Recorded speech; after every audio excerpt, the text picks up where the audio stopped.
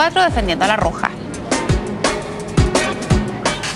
Los dejo ahora con la repetición de la entrevista que realizó Ramón Ulloa al ex superintendente de salud Manuel Inostroza.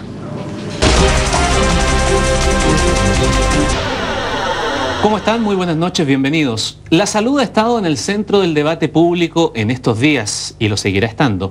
Se han juntado varios hechos. La semana pasada, por ejemplo, la decisión del Tribunal Constitucional de eliminar parcialmente el artículo de la ley de ISAPRES que valida la forma como actualmente se calculan los factores de riesgo para reajustar los planes de salud.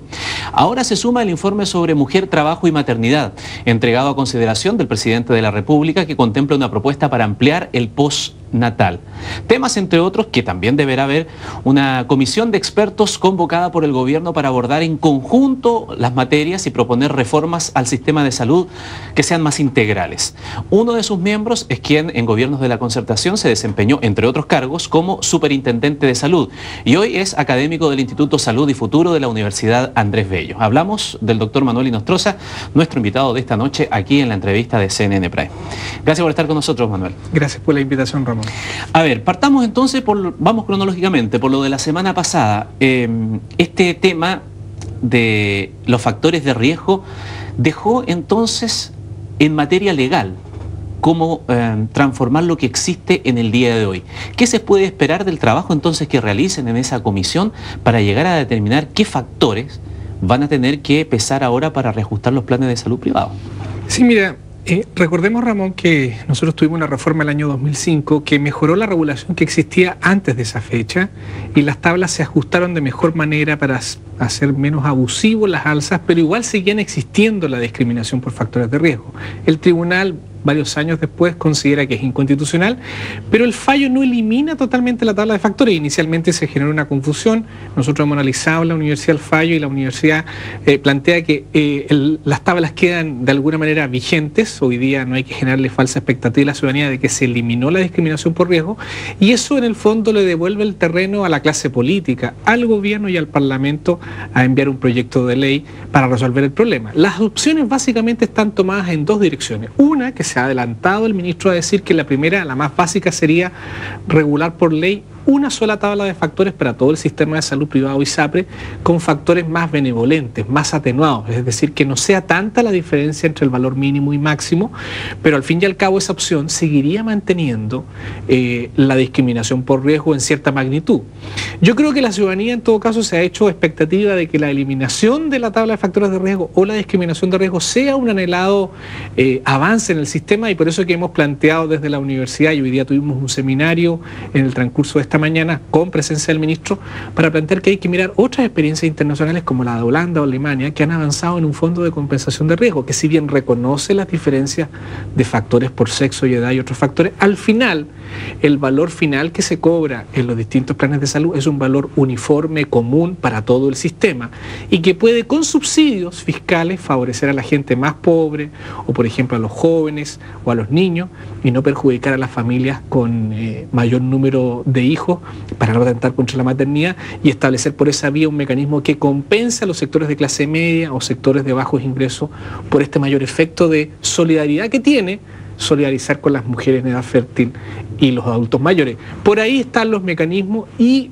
esos dos aspectos son los que tenemos que analizar en la comisión de expertos. Yo personalmente me inclino más por un fondo de compensación de riesgos que elimine la discriminación y no que solo atenúe la discriminación. Creo que eso es lo que está esperando la ciudadanía.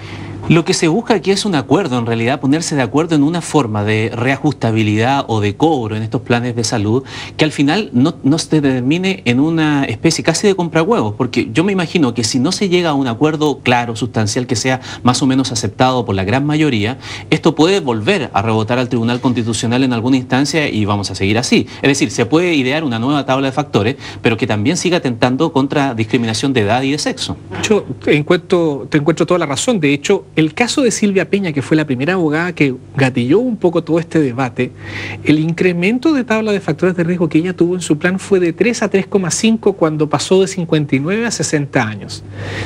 Si escuchamos las fórmulas que se han estado planteando, la que ha planteado el ministro, de elevar 4 a 5 veces máximo y no 9 o 14 veces como hoy día está, igual este incremento de 3 a 3,5 factores en esta eventual nueva ley sería inconstitucional. Por lo tanto, en algún instante se va a hacer el corte. Por lo tanto, mi planteamiento, y por lo menos el que espero que ocurra en la comisión, es que avancemos en la eliminación. Hay gente que se ha preguntado, bueno, ¿por qué no lo hicieron durante los gobiernos de la concertación? Bueno, a mí me correspondió estar 7 años superintendente, y el avance al que logramos legislativamente el año 2005 fue este. No logramos con la oposición, que hoy día es gobierno, un acuerdo que permitiese eliminar las tablas de factores. Creo que hoy día están dadas las condiciones y vamos a aprobarlo en esta comisión de expertos, donde vamos a trabajar 14 personas finalmente junto al ministro de Salud en ver si es posible dar un avance. Creo que la ciudadanía está pidiendo ese otro avance. Hicimos un avance que fue mejor, pero no suficiente, y la ciudadanía no está tolerando esta discriminación que resulta odiosa para las mujeres en edad fértil, para nuestros niños menores de 2 años y particularmente para los adultos mayores. Población que además está creciendo. Hoy día estamos en el 13,8% de población mayor de 60 años. En 10 años más vamos a estar aproximadamente en el 20% de población mayor de 60 años. Es decir, la carga social y financiera tiene que ser solidarizada, si no, no va a ser tolerable nuestro sistema privado con esa discriminación. Por el otro lado, desde la otra vereda se dice, esto es un seguro y es un seguro privado. Por lo tanto, aquí hay un factor de riesgo que está implícito. Cuando yo tomo un seguro automotriz, por ejemplo, cuando aseguro mi vehículo, también hay un patrón de allí de reajustabilidad que está dado por la cantidad de siniestros, por ejemplo, que tenga la persona. Si yo tengo un reiterado siniestro, cuando me lo renuevan, me suben la póliza. O también está dado incluso por factores de edad, porque está comprobado en estadística que los conductores más jóvenes chocan más que los conductores con más experiencia. Esos factores pueden ser de alguna manera introducidos también en el ámbito de la salud, o cómo introducirlos sin que signifique necesariamente una discriminación, sino que realmente hay una diferencia entre usuario y usuario. Lo que pasa es que los seguros que permiten o se puede discriminar por factores como la siniestralidad, el perfil de patologías que las personas tienen, o el sexo o la edad u otros factores, operan normalmente en los países desarrollados cuando esa cobertura se da por sobre la cobertura universal que es común para todos los ciudadanos de un determinado país. Entonces, por ejemplo, en Europa, en Holanda, que es la reforma más reciente y avanzada en estos temas, hay un plan de salud universal común en donde la alternativa puede ser el seguro público o el seguro privado, pero que es parte de estas mismas reglas del juego, y ahí no se discrimina porque la cobertura básica que comparten todos los ciudadanos, en este caso los chilenos, por ejemplo, si imitáramos un modelo similar, no amerita discriminación y es garantía social regulada por el Estado, a pesar de que la den seguros públicos o privados, como podría ser el FONASA o la ISAPRE en nuestro caso, de que no haya discriminación. Por sobre eso, si yo quiero establecer un seguro complementario, por ejemplo, para hotelería en alguna clínica privada de más alto costo, donde la hotelería me importa, o para cierto tipo de prestaciones de cirugía plástica que yo quiero hacerme, o cierto tipo de prestaciones que no están probadas técnicamente, pero que yo quiero personal e individualmente asegurar, es perfectamente posible establecer seguros complementarios por sobre esta cobertura universal. Y ahí, por cierto, no se puede hacer esta solidaridad con prestaciones de hotelería que solo benefician o tienen capacidad económica de pagar unos pocos. La solidaridad se hace en el plan de salud universal y complementariamente estos seguros complementarios pueden operar con esta lógica de seguros privados. El problema aquí es que nuestra regulación de ISAPRE establece como alternativa al FONASA esta regulación en donde se discrimina, y ahí es donde tenemos que resolver el problema.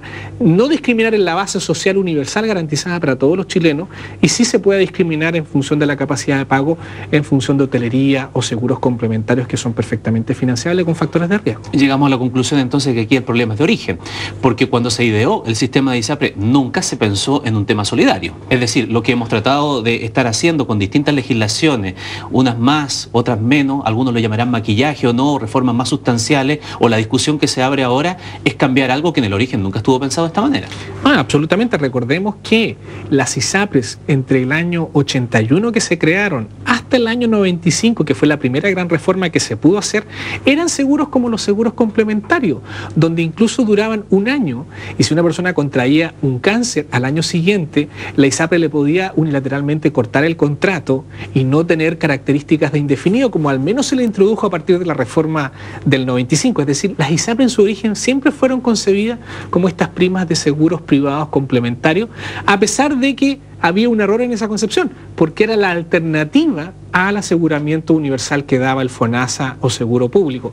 Y políticamente nunca recordemos que en el Parlamento tuvimos durante mucho tiempo los senadores institucionales, que impedían dar mayoría en el Parlamento para lograr una reforma de esta naturaleza. Por lo tanto, lo que obtuvimos en el 2005 fue un avance importante, fue mejor que lo que había, pero a estas alturas es insuficiente para lo que la ciudadanía nos está demandando. Y creo que el gobierno se ha dado prudentemente una apertura a explorar esta alternativa y ojalá que alcancemos un consenso, y si no, que la ciudadanía sepa nuevamente quién impidió el avance. Yo creo que hoy día hay buenas perspectivas, yo estoy bastante esperanzado de que podamos hacer una reforma que realmente deje mucho más contentos a los chilenos que están o han optado por el sistema privado de salud. Un minuto antes de ir al corte que corresponde ahora, Manuel. Sin embargo, aquí se conjugan dos cosas. Estamos hablando de los factores de riesgo, que en el caso de los hombres se multiplican o son diferencias 14 veces, en las mujeres 9 veces. Exactamente. Pero además, los seguros de salud en la salud privada se reajustan anualmente de acuerdo a otro criterio. Es decir, sobre un reajuste ya se aplican estos otros factores de riesgo, que es una materia que a lo mejor no se toca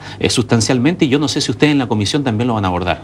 Bueno, el presidente nos ha pedido que abordemos todas las políticas de financiamiento, tanto público como privada, y por lo tanto eso nos abre a revisar todo el marco regulatorio. Yo creo que de verdad hay espacio para avanzamos con la reforma del presidente Lagos, 2-3 pasos, hoy día podemos avanzar 2-3 pasos más, y eso es lo importante que se nos ha dado este marco de plena libertad para explorar alternativas en el seno de esta comisión. Hablemos también de las licencias de salud, que también es una materia que van a tener que abordar, pero eso después de una pequeña pausa. Regresamos de inmediato a esta conversación con el ex superintendente de salud, hoy académico de la Universidad Andrés Bello, el doctor Manuel Inostroza.